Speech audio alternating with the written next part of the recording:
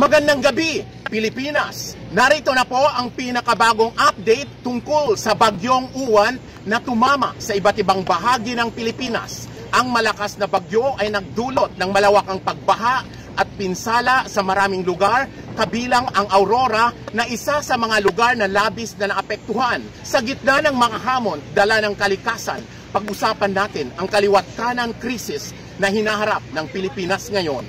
Narito na po ang headline tonight, ang bagyong Uwan na nag-iwan ng 2 nasawi at 1.4 milyong individual o katumbas ng 426,000 pamilya ang apektado. Patuloy naman ang pagtulong ng pamahalaan sa mga nasalanta. Uumpisahan natin sa Catanduanes. Nagdulot ng matinding pinsala si Super Typhoon Uwan sa Luzon at ang Catanduanes ang nasa sentro ng unos. Sa lakas ng hangin na umabot sa 195 km per hour at pagbugsog ng 240 kph, signal number 4 at bahagyang lumakas pa na naging signal number 5. Ang babala ng Pag-asa, magdudulot ito ng malaking pinsala sa mga bayan ng Virac, San Andres at Bagamanok. Maraming bahay ang nasira o nawasak at ang mga puno at poste ng kuryente ay natumba at ang mga kalsada ay binaha. Mga tulay ay nasira. Nahihirapan ang mga residente na makalabas sa kanilang mga tahanan. Ang mga paaralan at mga gusali ng gobyerno ay nasira rin at nakakaapekto sa mga serbisyong pampubliko.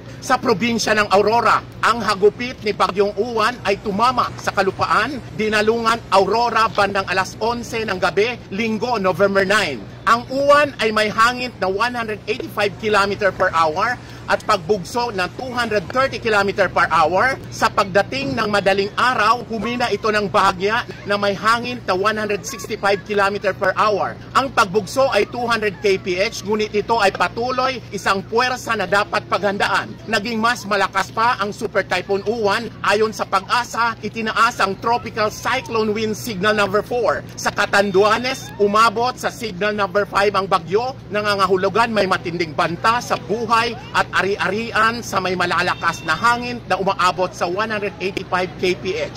Ang maximum sustained wind ng Uwan ay kasalukuyan 155 kph na pagbugsong umaabot sa 190, kaya ito ay isang napakalakas na bagyo. Ayon sa mga ulat, ang bayan ng Dinalungan at kasangkapan pa sa Aurora ay kabilang sa lubhang na apektuhan ng bagyo. Ang mga lugar na ito ay nakakaranas ng malalakas na hangin, malalakas na ulan at malawakang pagbaha. Sa Dinalungan, maraming bahay ang nasira o nawasak at ang mga kalsada ay binaha. Ang mga tulay at mga gusali ng gobyerno ay nasira rin. Ang mga residente ay napilitang lumikas sa mga evacuation center dahil sa baha at malalakas na hangin. Matinding hagupit ng Bagyo Uwan ang tumama sa iba't ibang lugar. Sa probinsya ng Albay, signal number 3, nagkaroon ng baha, nasira ang infrastruktura at pader ng paaralan ay bumagsak din. Sa probinsya ng Isabela, signal number 3, malakas na ulan, malakas na hangin, baha din ang ilang lugar. Sa Camarines Sur, signal number 3, nagkaroon din ng baha, landslide, nasira ang infrastruktura. Sa probinsya ng Sorsogon, signal number 3, malakas na hangin, baha, storm surge na apektuhan ang mga lugar sa baybayin.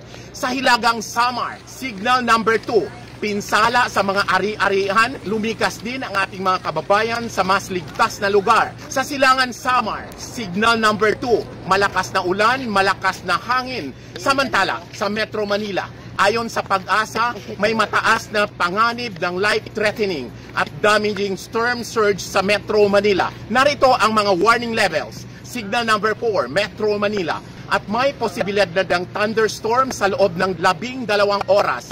Inirekomenda na maghanda ng mga emergency supplies, isecure ang mga ari-arian at iwasan ang mga lugar na prone sa baha at storm surge. Magsubaybay sa mga updates mula sa Pag-asa at lokal na otoridad para sa kaalaman ng lahat. Mga kababayan, mag-ingat po tayo. Yan ang ating latest update sa araw na ito, Monday, November 10, 2025. Ako si Nicky Butlangan para sa News Pilipinas Channel. Para sa iba pang news and information, maaari pong mag-like and follow sa News Pilipinas Channel Facebook page, News Pilipinas YouTube channel, at sa iba pang social media platform. Maraming salamat po sa inyong panonood. Hanggang sa muli, manatiling alerto at impormado. Sama-sama natin ipaglaban ang pagbabago para sa tagumpay ng Pilipinas.